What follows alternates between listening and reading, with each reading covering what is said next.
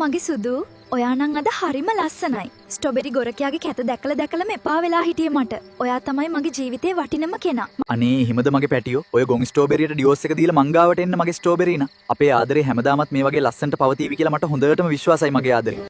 අම්මෝ අද නම් මාර මහන්සි. ස්ට්‍රෝබෙරිනා නිදිද දන්නේ නැහැ.